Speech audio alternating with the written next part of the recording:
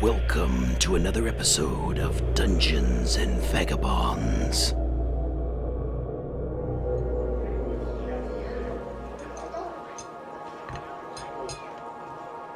So what do you say, boys? Same time tomorrow night.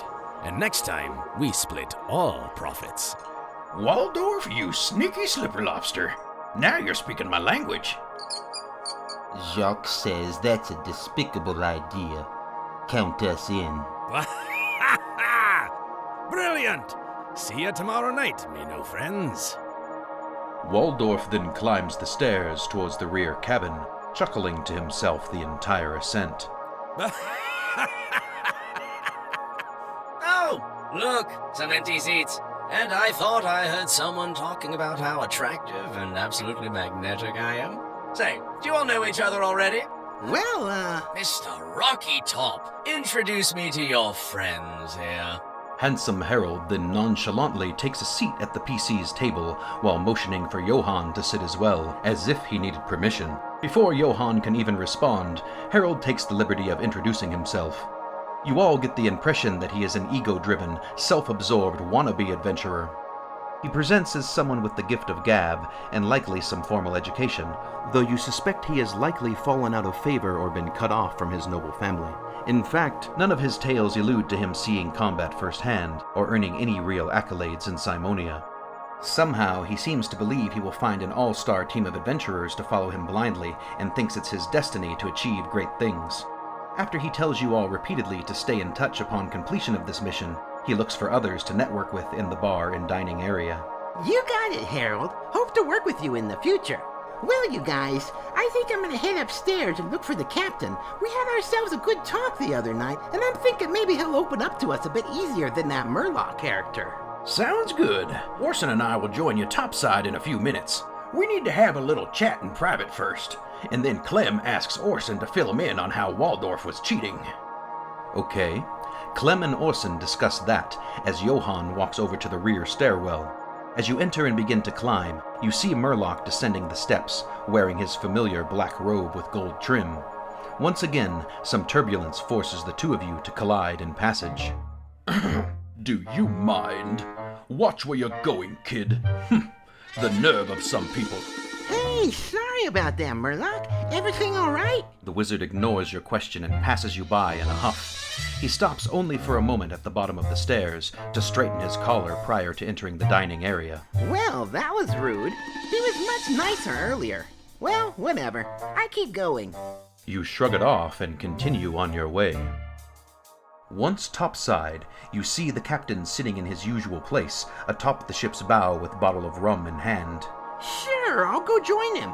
The sky is too cloudy for stargazing at this time, and this stint of the voyage should be rather smooth sailing, so the captain tells Johann to come over and give him some company. He says the bard can play another song, while the two drink and regale each other with bad jokes and limericks. Down below, as Merlock steps into the dining room, he says, Fear not, everyone. The magnificent Merlock has arrived. No, hold your applause. It looks like Waldorf has gone to bed. Must be scared. Who wants to try their luck at some three-dragon Monty? Three-dragon what now? Over by the bar, Chef Gonzo finishes preparing a platter of some mystery cheeses and dried meat, maybe. He hands the plate of food to Gemma and prepares 3 fresh drinks. All right, here you go. The drinks are safe, but I wouldn't let the contents of that plate anywhere near your face. I know the smell is something awful, so it'll be up to you to sell it to him, so to speak. Well, good luck to you, and thanks for the 20 gold. Now, Alia, before Jem arrives with the platter of questionable delicacies, I need you to roll a persuasion check to see how well you've smoothed things over with this noble prior to the food arriving. 9. Oh, well, I suppose we do appreciate your kindness and the fact you've seen the error of your ways. Now, why don't you make yourself useful? Go help that server with the drinks. Oh, I'll help out all right. Alia goes to assist with the drinks, then makes sure to spit in the one I plan on giving to that bitch. In order to do it without being seen, you need to roll a sleight of hand, or in this case, sleight of spit check. Oh, I'm good at that. 18. You are confident that no one except Gemma saw you do it. Now, Jem, I'm going to need a performance check from you, but at disadvantage since Alia rolled poorly during her previous persuasion check. Okay, I'm proficient in that. I got a 19 and a 16. Success! Gemma is able to pull off the waitress routine to perfection. You make up a fictitious region where the cheeses have supposedly been made, and explain how each has been aged and stored in various casks and wood presses to enhance the flavor profile. You find a few loose hairs clinging to some of the mystery meat and cheese, but are able to convince the nobles it is nothing more than rosemary, sage, and saffron. The loogie floating atop the woman's wine is drank down without notice, as she remains enamored with Jem's presentation. Well, I hope the rest of your evening gets better, my lord and lady. Let us know if we can get you anything else. Alia and Jem then sneak to a table in the back and watch the nobles for a few minutes. The two posh aristocrats continue to eat until eventually the woman begins clutching her abdomen and complaining of stomach pains. Serves her right. Okay, our work here is done. Let's go join the others. For sure. The two of you join Clem and Orson seated at a table by the rear stairwell. A small crowd has now gathered around the adjacent table as Merlock produces a deck of playing cards, seemingly out of midair, but more likely with an effective sleight of hand. With lightning speed and effortless grace, the wizard shuffles and deals the cards with a flourish. Time and time again, each willing participant fails to locate the red dragon card.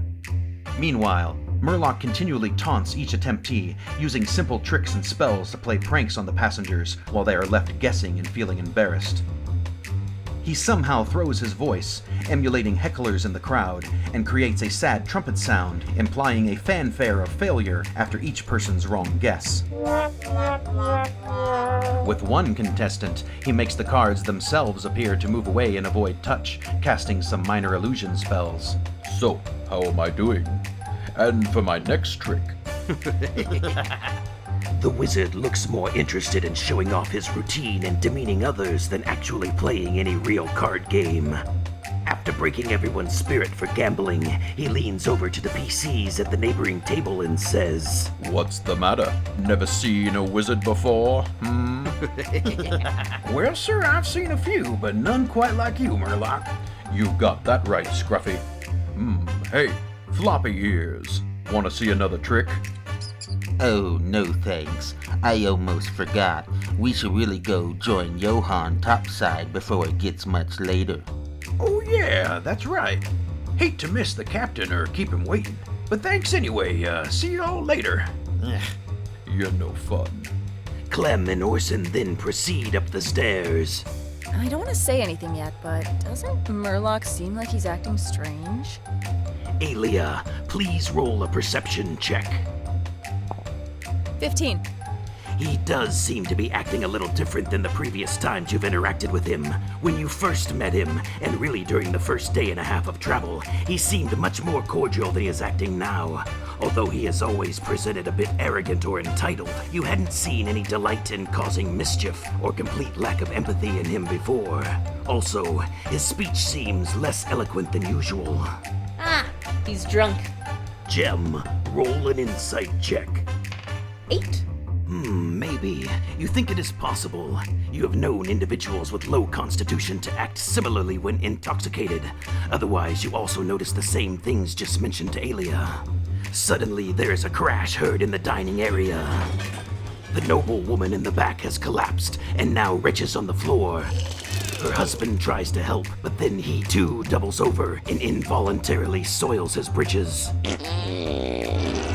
Ew, not nearly as fun as voluntarily crapping oneself. Now, that one wasn't me. Somebody get a mop. Well, that's gonna be my cue. Soon as someone shoots themselves, it's time to call it a night. Merlock then walks back to the stairs leading up to the rear cabin. Before ascending, he swiftly turns around and strikes a lavish pose. The one, the only, Merlock the Magnificent, everybody, and good night. Whoa, what did you think of all that, JC? I'm just hoping those nobles don't die now. Like, we just wanted to pull a prank and now they might be poisoned or something. I was more thinking about why Merlock was acting so weird. But you're right. We should either go check on them now or just get out of here so we don't get blamed. Let's go check on them.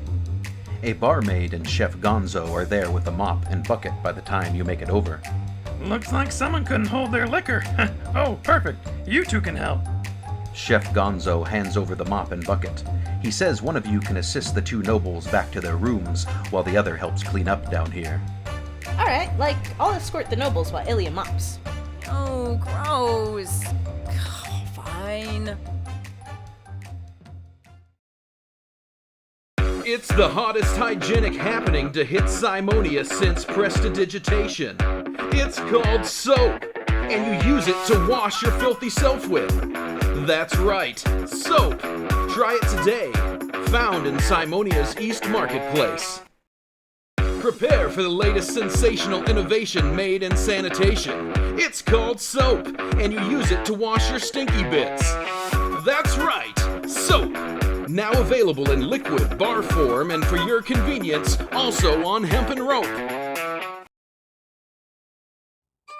Alia. You spend a decent amount of time cleaning the mess made by the sick nobles. The acidic smell of bile and spoiled cheese makes you gag, but you still can't help but think it was all worth it. Afterwards, Chef Gonzo pours you another ale on the house and takes a seat next to you. Don't worry. Those two should feel better by tomorrow. Too much wine combined with seasickness, says I. He gives you a wink, implying he has no plan of exposing you two. Besides, funniest thing I've seen all week. Hey, Gonzo. I have some questions if you have a few minutes, mainly about Merlock. He immediately tells you he doesn't know the target destination or nature of your mission. He makes a point of remaining ignorant to maintain plausible deniability of any questionable acts by the captain and crew. Well, that's fine.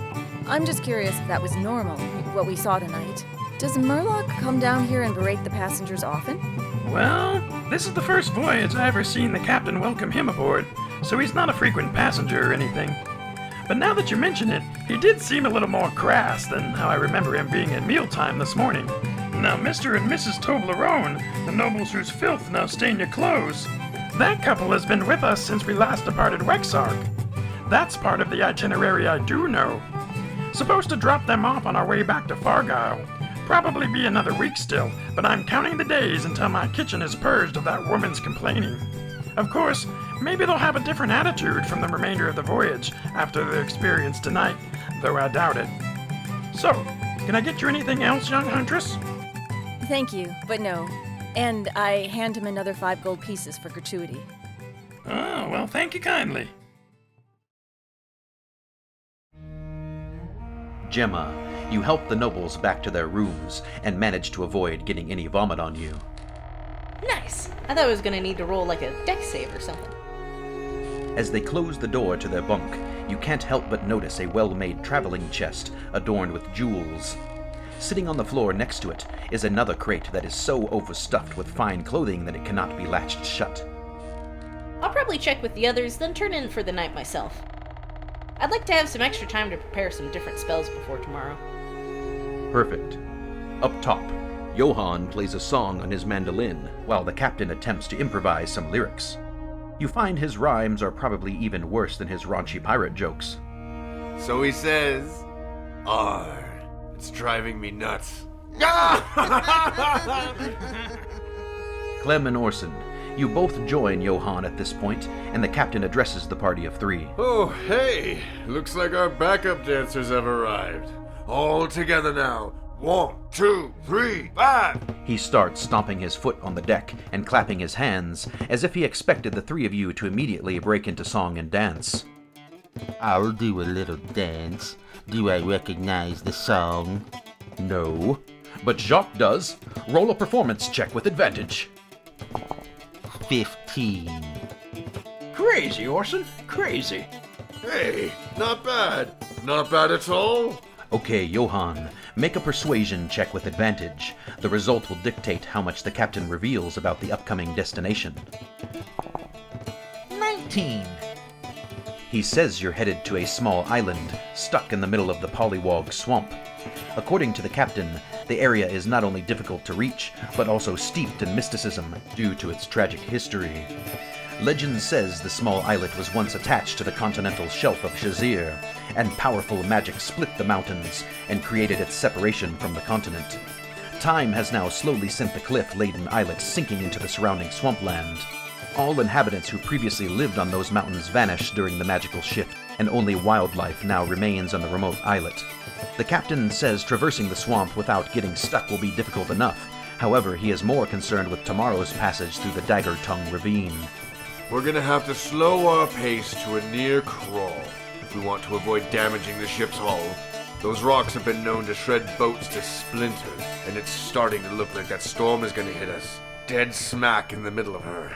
Well, shiver me timbers.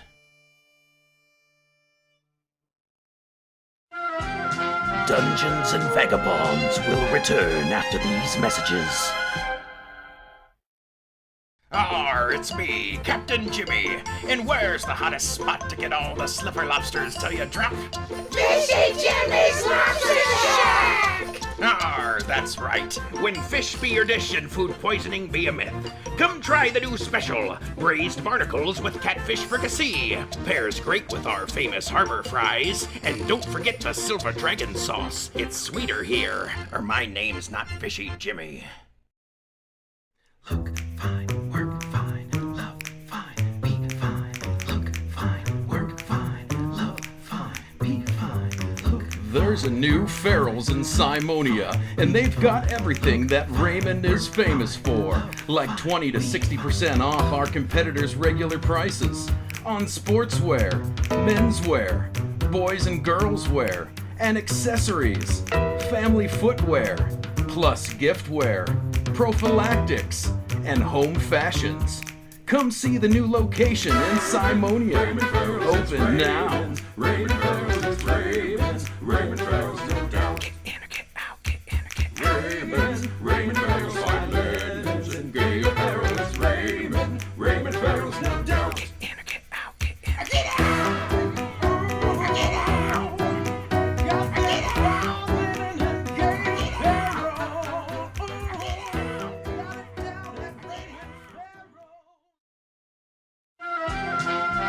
And now back to Dungeons and Vagabonds.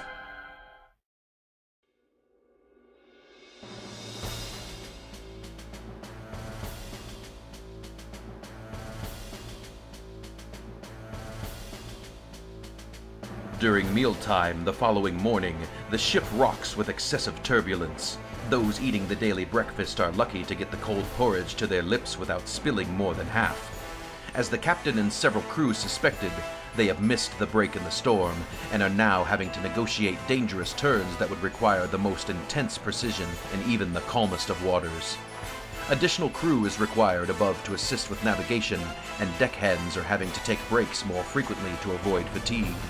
To that point, I need everyone to roll a Constitution saving throw versus fatigue and seasickness, DC 20, unless you have the sailor background, then only DC 15.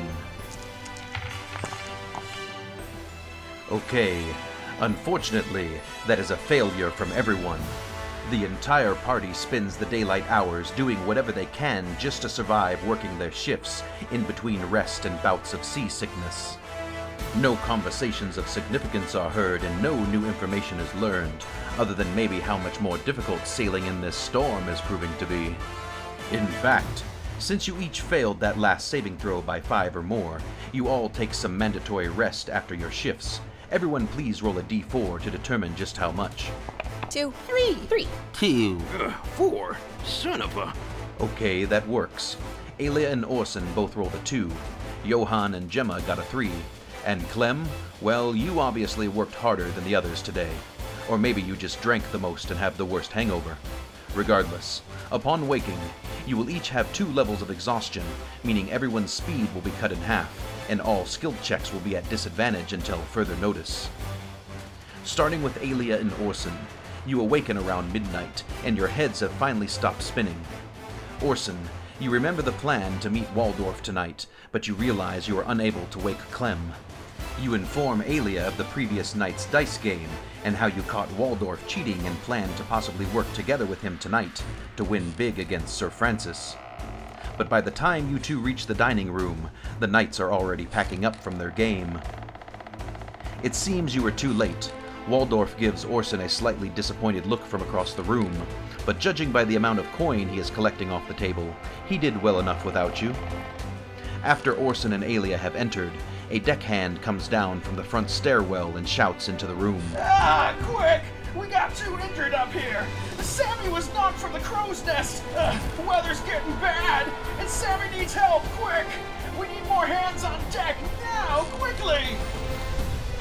Just then, a massive jolt of turbulence shakes the Bullfinch, knocking people out of their chairs and causing all in the dining room to steady themselves. Okay, we got this. Francis, you and your men get to the injured. Get them below deck and treat their wounds. Ilya and Orson, you two are with me. We're going topside to help navigate and assess the damage. And with authority, Waldorf springs into action.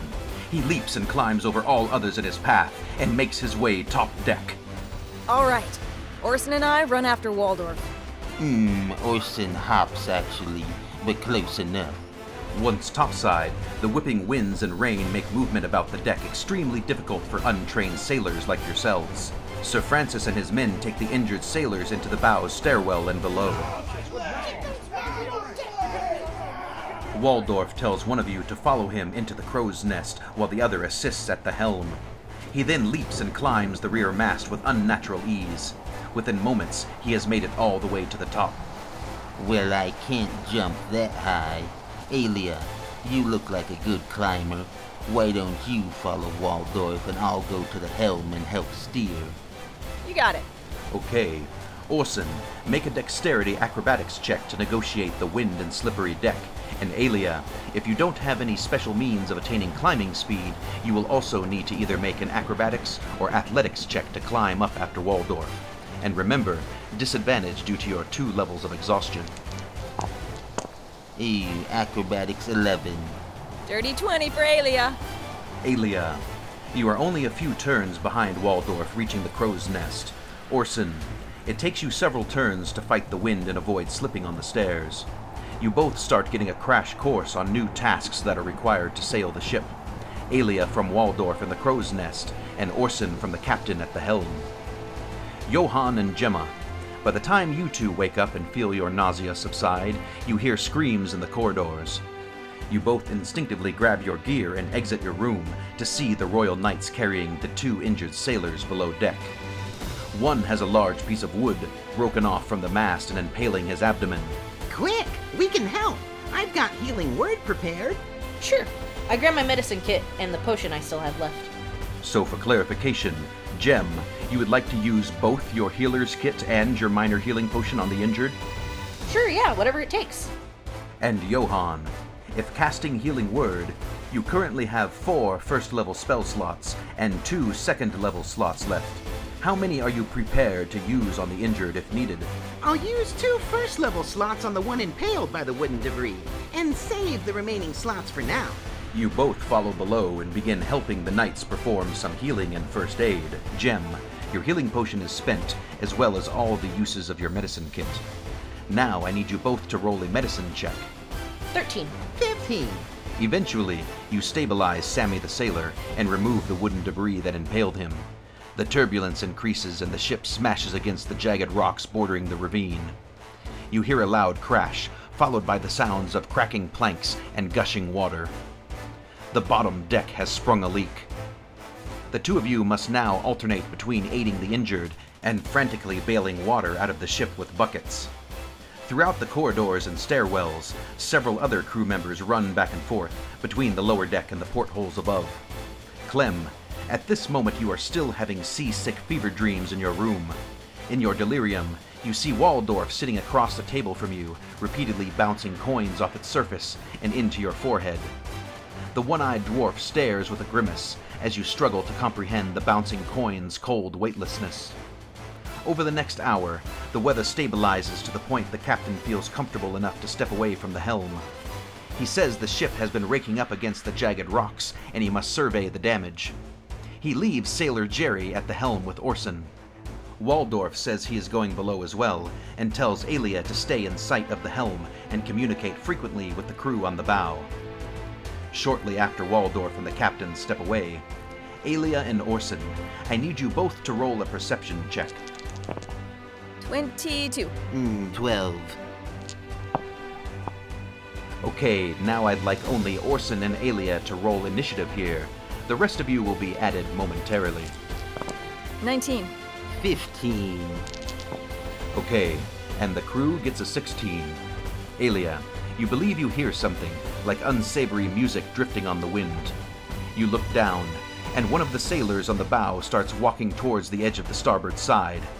The other 2 deckhands on the bow shout at him and try to get his attention, but he maintains course.